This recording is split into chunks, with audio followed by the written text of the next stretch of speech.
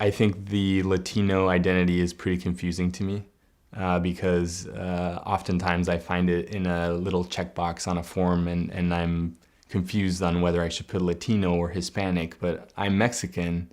As Latin Americans, as Hispanics in the U.S., there's a community that gets built regardless of which specific country you're coming from.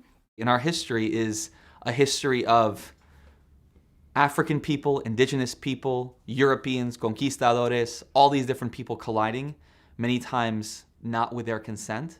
So that informs all these loaded issues people have. It's like navigating three identities.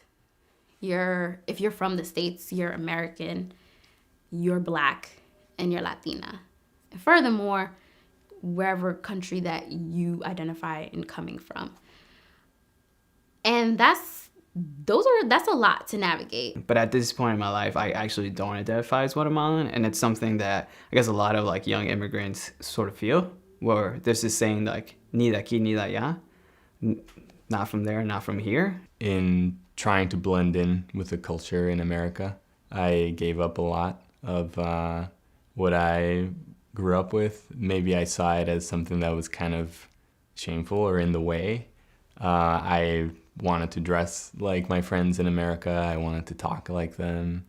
I wanted to be like them, listen to the same music. I started listening to country music. I got all these crazy questions like, did you come here in a canoe? And do you know what snow is? And do you live in a hut in Puerto Rico? I thought my name was Spick until I was about 13. And that was my first awareness that race was an issue. People say, oh, you look like a white dude. In some contexts, not in all contexts. Depends where I am, depends who I'm with, depends whole lot of things. Depends what language I'm speaking. But however I look, when I leave my name, I can't get a phone call back about an apartment in New York City. And this isn't like 10 places I call. This is like 30. And I remember telling a kid one time, I was like, let me tell you, the Ku Klux Klan comes here and they see your last name, you're going too, bro. You know? And the kids are like, what are you talking about? And it was like a big thing. People generally, unless I speak Spanish, people assume right away, that I'm African American, that I'm Black. It's just one of those things. It may be the deep voice, it may be the color of my skin. Because I talk white, I'm not Dominican, or I'm not Black, or I'm not Afro-Latina, or whoever people perceive me as of being. And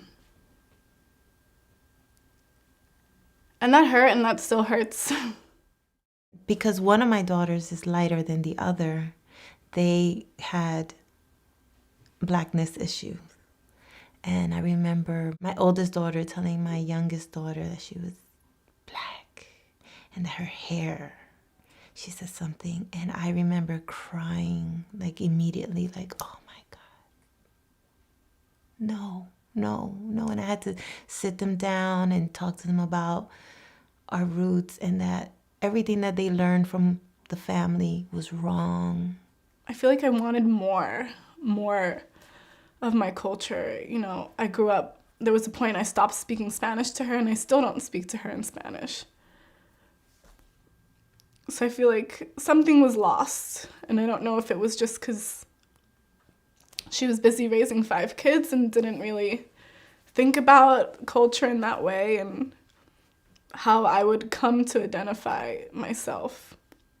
Growing up, like this, as a young teenager, I told people I was Puerto Rican, which is completely, which is right. But at a particular point when I became a little more politicized, I was definitely more of a Black nationalist than I was a Puerto Rican nationalist. Maybe because the concept of Black nationalism and the Black liberation movement is so much more accessible. There isn't a language issue.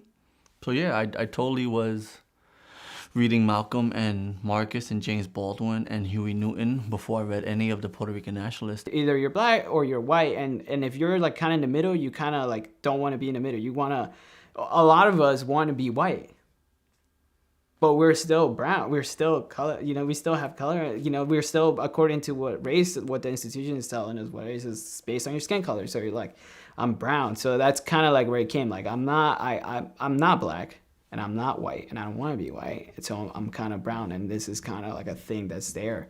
If you are closer to being white, you are supreme. If you are not, you are less than. And to me, that's how I've understood it. And that's why I think it's very important that Latinos who look like me say, you identify as Latino, cool. Colombiano, cool. Whatever else. But you benefit from light skin privilege. The fact that you have ojos claros, people want to fetishize that, understand what that means. However much I might want to say, oh my gosh, I'm so special because I have green eyes, you're perpetuating white supremacy by running with that. I'll talk to a young girl, a young teenager, and she'll say, I'm not white enough to fit into mainstream society. I'm not Black American enough to fit in that, in that faction of society. And I'm like, but you know what? You're the best person to be kind of like a connector between both, because in you is everything. And being Latino in an American kind of New World way is basically being a physical embodiment of how America began as we know it. So you're every woman. So for me, being Latino is being phenomenal.